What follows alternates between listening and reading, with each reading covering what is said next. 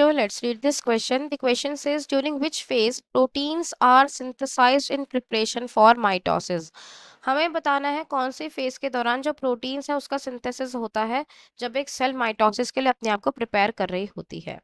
इस क्वेश्चन को सॉल्व करने के लिए जो हमारे पास जो की कॉन्सेप्ट यहाँ पे यूज हो रहा है दैट इज इंटरफेज। जब हम सेल साइकिल की बात करते हैं सेल साइकिल में बेसिकली दो फेजेस आते हैं, एक होता है इंटरफेज और एक होता है M phase. Interphase is basically the preparatory phase जहां पे एक सेल जो है अपने आप को प्रिपेयर करती है सेल डिवीजन के लिए। और जो एम फेज होता है वहां पर सेल जो है वो एक्चुअली डिवाइड करती है। सो इंटरफेज को हम प्रिपरेटरी फेज कह रहे हैं। क्यों कह रहे हैं मैंने आपको बता दिया कि यहाँ पे सेल अपने आप को क्या करेगी, प्रिपेयर करेगी डिवीजन के लिए। इंटरफेज को हम जो है 3 स्टेजेस में डिवाइड करते हैं। सबसे पहली स्टेज का नाम होता है G1 फेज।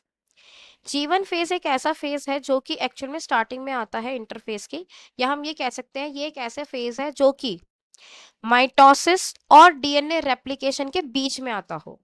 G1 फेज में बेसिकली क्या होता है, G1 फेज में जो सेल है वो प्रॉपरली जो है वो ग्रो करती रहती है continuously.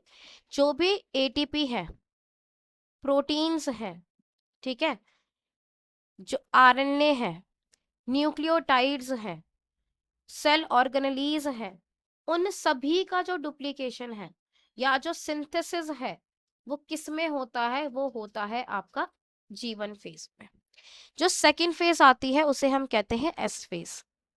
When we talk about S phase को सिंथेसिस फेज के नाम से भी जाना जाता है और ये बहुत इंपॉर्टेंट है क्योंकि एस फेज में एक्चुअल में क्या होता है, डीएनए का सिंथेसिस या हम कह सकते हैं डीएनए का रेप्लिकेशन होता है। ठीक है, एस फेज में मेनली क्या होता है, डीएनए का रेप्लिकेशन होता है। अगर हम एनिमल सेल की बात करते हैं तो एनिमल सेल में एस फेज के दौरान जो सेंट्रियोल्स है उसका भी डुप्लीकेशन जो है वो देखने को मिलता है। जो थर्ड फेज आता है हमारा इंटरफेज में उसे हम कहते हैं G2 phase. G2 phase basically एक ऐसा फेज है जो कि एस फेज और एम फेज के बीच में आता है।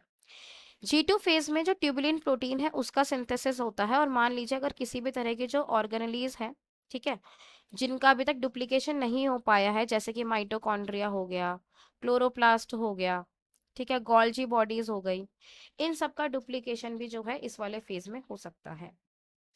लेकिन यहाँ पर मेजरली हम क्या देखते हैं, जितने भी प्रोटीन्स हैं उनका सिंथेसिस और जो ऑर्गेनेलिज है उनका डुप्लीकेशन G1 फेज में ही हो जाता है। तो अगर हम देखें इस क्वेश्चन का करेक्ट ऑप्शन क्या होना चाहिए, वन बाय वन देखते हैं। सबसे पहले वो कह रहा है G1 phase. Yes, this option is correct क्योंकि मैंने अभी आपको बताया G1 फेज में ही मोस्टली जितने भी प्रोटीन्स है, आरएनए है, ऑर्गेनेलिज है, एटीपी है, न्यूक्लियोटाइड्स है, इन सबका डुप्लीकेशन और सिंथेसिस हो जाता है। सेकेंड वो कह रहा है माइटोटिक फेज, नहीं, इस फेज में तो एक्चुअली सेल जो है वो डिवाइड करती है। थर्ड वो कह रहा है G2 phase, no, G2 phase में मैंने बताया अगर कोई प्रोटीन रहेगा जैसे कि ट्यूबुलिन प्रोटीन उसका सिंथेसिस हो जाएगा। अदरवाइज माइटोकॉन्ड्रिया, क्लोरोप्लास्ट, गोल्जी जो इस तरह के ऑर्गेनेलीज है गई उनका डुप्लीकेशन नहीं हो पाया था, वो इस फेज में होता है। और लास्टली दे रखा है एस फेज, यहाँ पे तो डीएनए का रेप्लिकेशन होता है, तो ये ऑप्शन भी गलत हो गया। तो इस क्वेश्चन का जो हमारे पास करेक्ट आंसर आता है that is option A. I hope you understood it well. Best of luck.